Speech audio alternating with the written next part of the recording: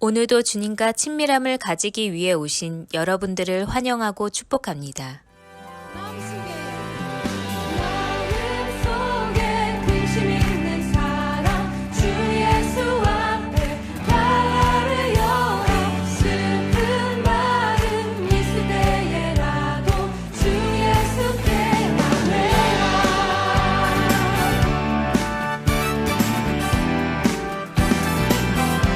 눈물나며 깊은 한숨 쉴 때 주 예수 앞에 나를 열어 은밀한 죄 내게 있더라도 주 예수께 아뢰라 주 예수 앞에 나를 열어 주 우리의 친구니 무엇이나 근심하지 말고 주 예수께 아뢰라 괴로움과 두려움 있을 때 주 예수 앞에 나를 열어 내일 일을 염려하지 말고 주 예수께 아뢰라 주 예수 앞에 나를 열어 주 우리의 친구니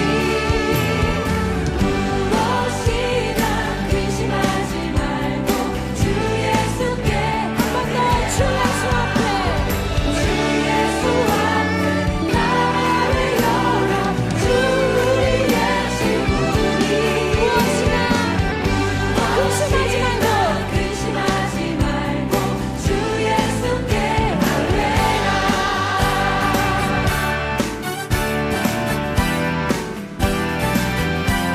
주님 우리의 피할 곳 우리의 피난처 되시는 분이심을 믿습니다. 우리 함께 이 불치로 고백하겠습니다. 염려하지 말고 기도와 간구로 감사함을 같은 음으로 염려하지 말고 기도와 간구로 감사함으로 염려하지 말고 기도와 간구로 감사함을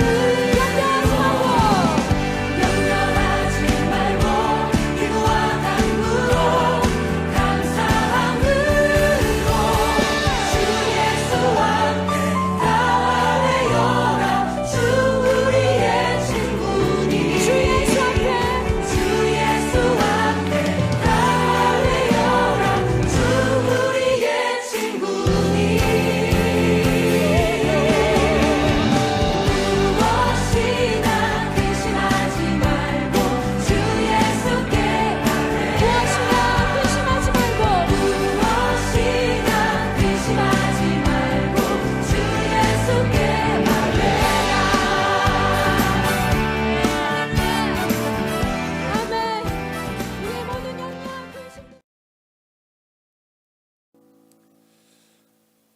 오늘 하나님께서 우리 가운데 주시는 말씀은 마태복음 1장 20절의 말씀입니다. 오늘 함께 이 한 절의 말씀을 합독하도록 하겠습니다. 함께 읽을까요?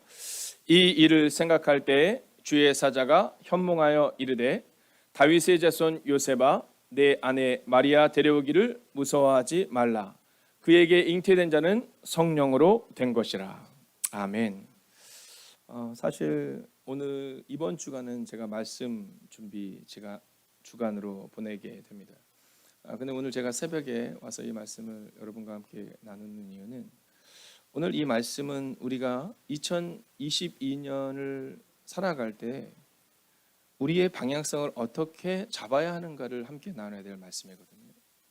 저는 특별히 이 말씀을 오늘 이곳에서 듣는 우리 사랑하는 장로님, 권사님, 우리 집사님 그리고 청년 리더들과 또한 사랑하는 우리 권목사님, 우리 또 태욱 간사님, 우리 교육자들, 우리 모두가 일 잘하는 사람으로 서는 것이 아니라 우리가 과연 어떤 사람으로 서야 되는 것을 다시 한번 묵상하기를 원하는 마음으로 오늘 제가 이 말씀 앞에 서게 됩니다.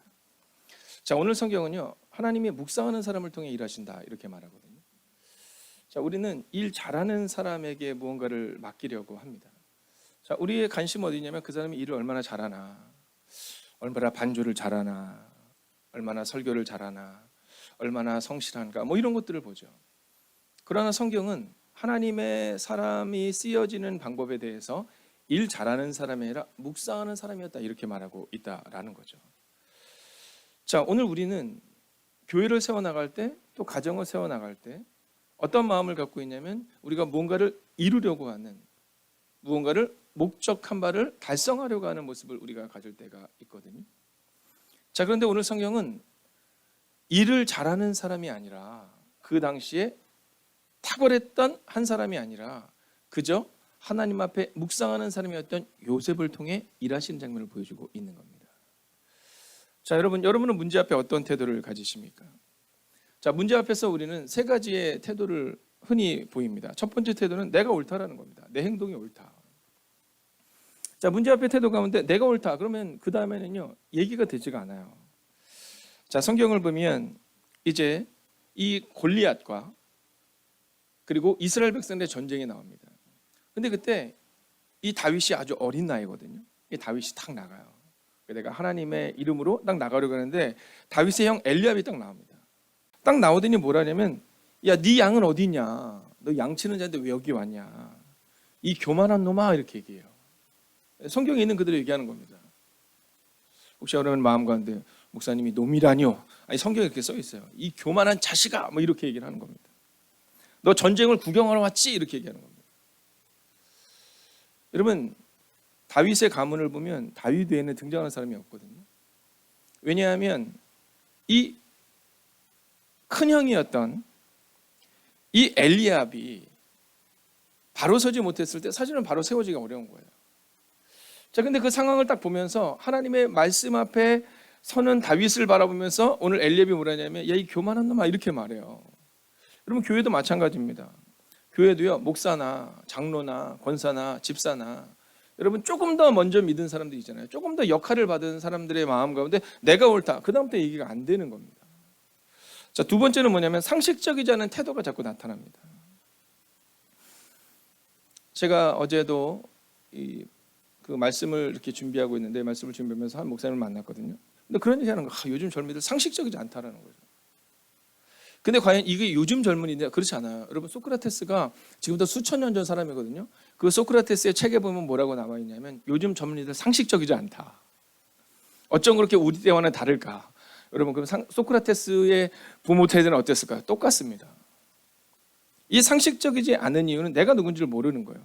이 소크라테스가 40세가 되었을 때 그의 친구이자 제자인 이 카이레폰이 그 당시에 델포이 신전, 그 당시에 신전에 가서 신탁을 받아요. 어떤 신탁을 받냐 하면, 아테네에서 가장 현명한 사람이 누구냐? 자, 소코클레스는 현명하다. 에우리피데스는 더욱 현명하다. 그리고 뭐라냐면 소크라테스는 가장 현명하다. 이러한 신탁을 받아서 와요. 좋아서 달려오는 겁니다. 소크라테스에게, 선생님이 가장 현명하다고 신이 이야기해 주셨습니다, 이렇게 얘기해요. 근데 그때 소크라테스가 굉장히 놀래요. 왜냐하면 스스로 무지하다는 것을 알고 있는데 자기가 가장 현명하다니까 굉장히 놀랍니다.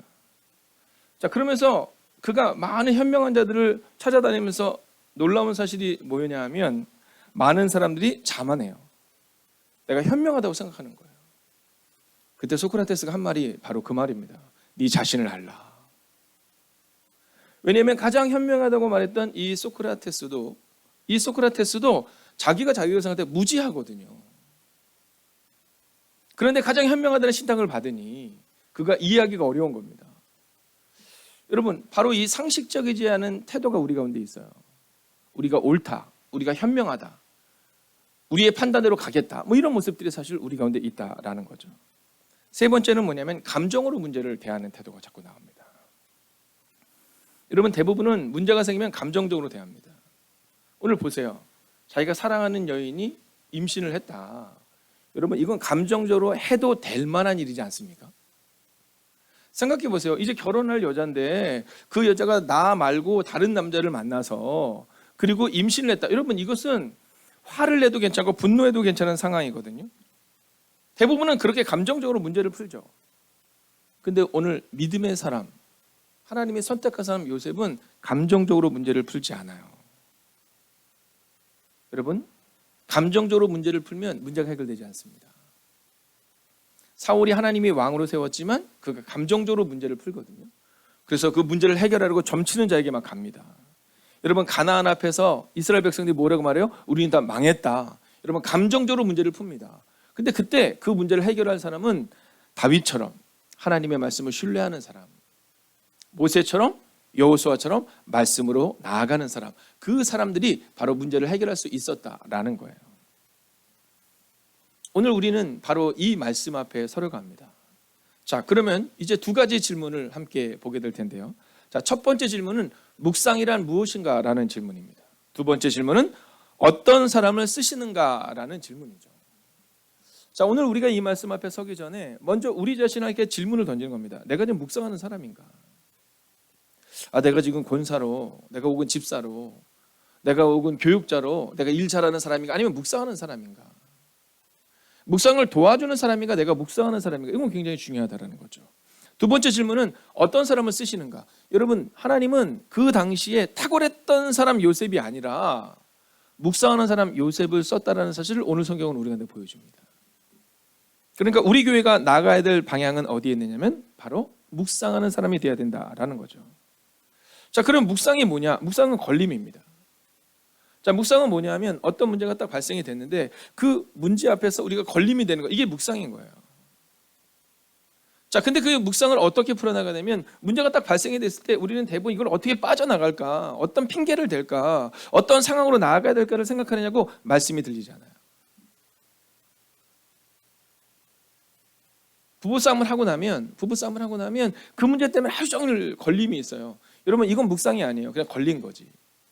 그런데 내가 이 문제를 어떻게 하나님이 풀기를 원하실까? 여러분, 말씀으로 묵상하는 순간이 우리 가운데 필요하다라는 거죠. 자, 요셉의 모습을 한번 볼까요? 같이 한번 읽어보겠습니다. 시작. 요셉이 이 일을 곰곰이 생각하고 있을 때. 자, 오늘 성경은 사실은 이 일을 생각할 때 이렇게 표현하고 있거든요. 근데 이것을 원어적인 표현으로 보면 곰곰이 생각했다 이렇게 나옵니다. 곰곰이 생각했다. 이 얘기 뭐냐면 깊이 생각했다. 이게 바로 묵상인 거예요. 하나님이 왜 이 요셉을 썼느냐? 여러분, 묵상은 나를 내려놓는 일입니다.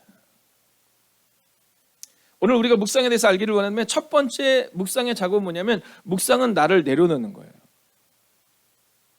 여러분, 감정적으로 대해도 괜찮은 겁니다. 확 해도 괜찮은 거거든요. 근데 그때 요셉이 이 일을 깊이 묵상합니다. 즉 나를 내려놓는 거예요. 이 일을 어떻게 해결해야 되나? 하나님은 어떤 방법으로 이 일이 해결되기를 원하실까? 여러분, 대부분의 사람들은 막 화내고 분노하고 괜찮아요. 그런데 오늘 요셉은 이 일을 곰곰이 묵상합니다. 즉 나를 내려놔요.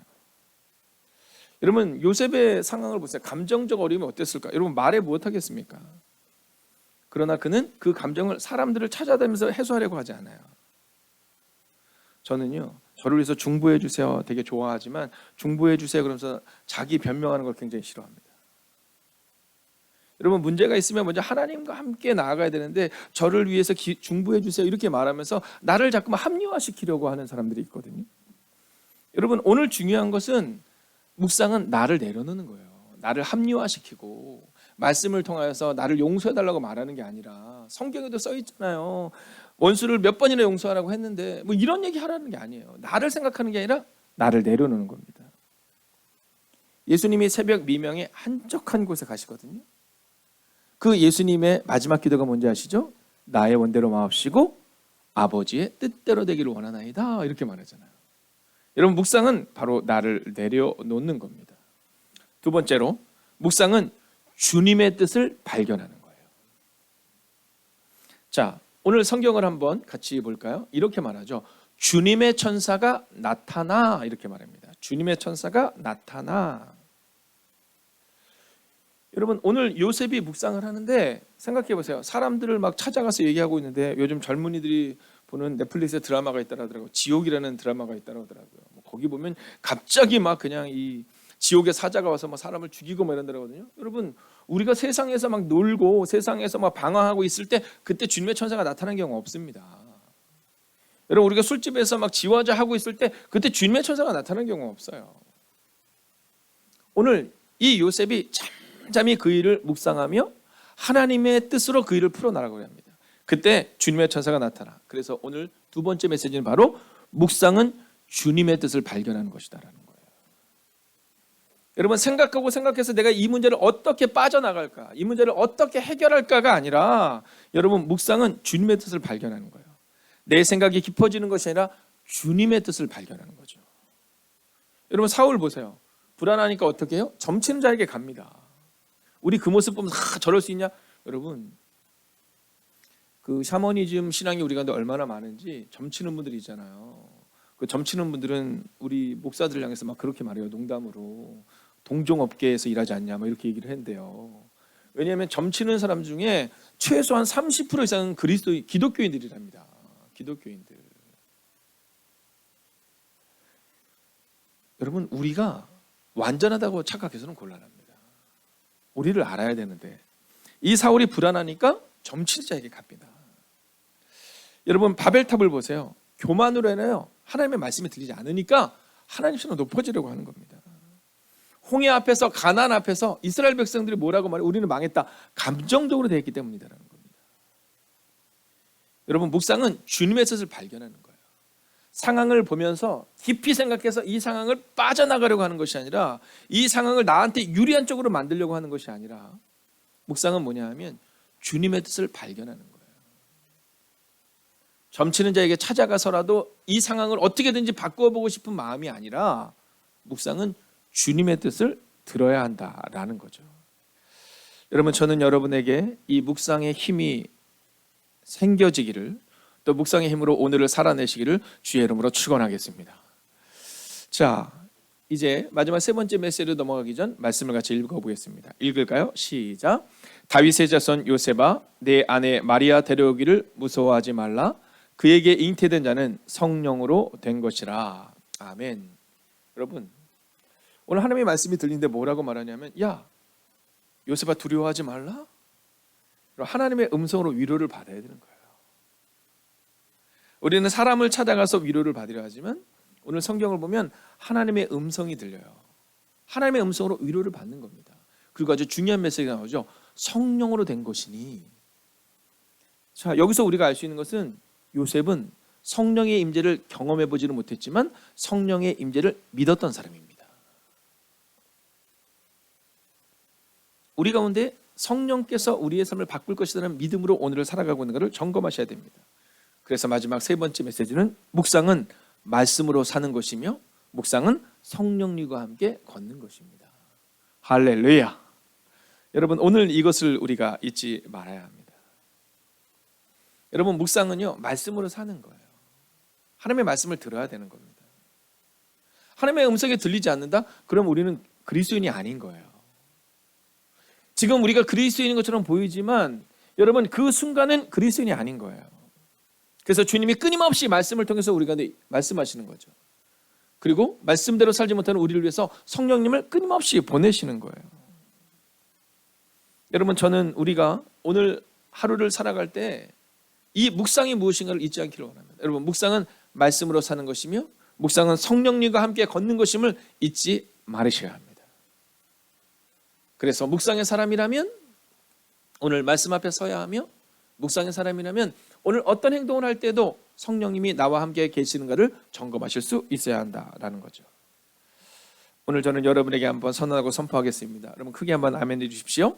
일하는 사람이 아니라 묵상의 사람이 되십시오.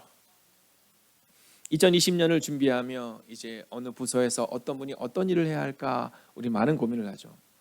어떤 분이 기도를 해야 하고 어떤 분이 부장으로 세워져야 되고, 여러분, 우리에게 중요한 것은 일하는 사람에 대해서 중요하다고 여길 때가 있거든요. 근데 성경은 일하는 사람이 아니라 묵상의 사람이 되어야 된다 이렇게 말해요. 자, 오늘 요셉은 어떻게 그 위대한 일을 이루었는가? 여러분, 우리는 이 장면을 보면서 그렇게 생각하죠. 요셉은 좋았겠다. 예수님의 아버지였으니 좋았겠다. 여러분, 정말 좋았겠어요? 생각해 보세요. 당시에 의로웠던 사람이라는 평가를 받았던 이 요셉이 당시 율법대로 결혼하지 않았는데 아이를 낳았던 그 사람을 돌로 치지 않고 그 연을 품어줘요. 이미 율법과 위배되는 행동을 한 겁니다, 요셉이. 마리아는요, 여러분, 그가 사랑했던 마리아였음에도 불구하고 사람들이 뭐라고 하면 저 율법에 위배되었던 남자와 여자가 사는 집이라는 손가락질이 있었다는 거예요. 여러분 그렇게 요셉의 아버지는 30년을 보낸 거예요. 그리고 꿈 같은 3년의 시간이 왔어요. 요셉이 사람들에게 인정받고 있는 그의 아들 예수의 모습을 봅니다. 다윗에서 쓴 예수여, 예루살렘 성전으로 등장하는 그 아들의 모습을 보면 얼마나 뿌듯했겠어요. 근데 거기까지였습니다. 그의 아들 요셉이, 그의 아들 예수께서 33살이 되었을 때, 요셉이 그의 아들 예수가 33살이 되었을 때 십자가에서 달려서 죽어요. 여러분 그 당시에 십자가에서 죽는 그 형이 어떤 형인지 아십니까? 여러분 살인자가 아니면 십자가에서 달려 죽지 않아요. 여러분 요셉의 삶이 멋졌겠다라고 말할 수 없는 삶입니다. 우리가 성탄을 묵상할 때 예수께서 오심을 기뻐하지만 우리의 마음 가운데는 한 가지 결단이 있어야 돼요. 요셉의 마음이 어떠했을까? 그렇게 30년의 시간 동안 힘든 시간을 살았는데 3년의 시간 동안 사람들에게 인정을 받기 시작하거든요. 근데 그렇게 3년이 지나고 나서 이스라엘 백성들이 얘기하잖아요. 십자가에 못 박으라. 야, 그는 살인자보다 더한 사람이야. 못 박으라. 그것이 요셉의 삶이었습니다. 여러분 이래도 우리의 마음 가운데 나도 요셉 같은 아버지가 돼서 이런 마음 드세요? 나도 마리아 같은 사람 될 수 있으면 이런 마음 드세요? 여러분 천주교에서 마리아를 예수의 어머니로 굉장히 높이죠. 그것이 옳다 그르다를 얘기하는 게 아닙니다. 여러분 천주교에서는 그 마리아를 예수의 어머니로 여겨서 굉장히 중요한 분으로 여기지만 여러분 우리 기독교에서는 정말 예수님과 그리고 그의 아버지 요셉과 그의 어머니 마리아가 어떤 삶을 살았을까를 여러분 고민하고 묵상해 봐야 한다는 거예요. 그런데 어떻게 그 요셉이 그 아픔을 이겨낼 수 있었을까? 요셉이 예수를, 그의 아들 예수를 이제 그가 품습니다. 그리고는요 절기를 지키기 위해서 예루살렘을 쭉 올라가요.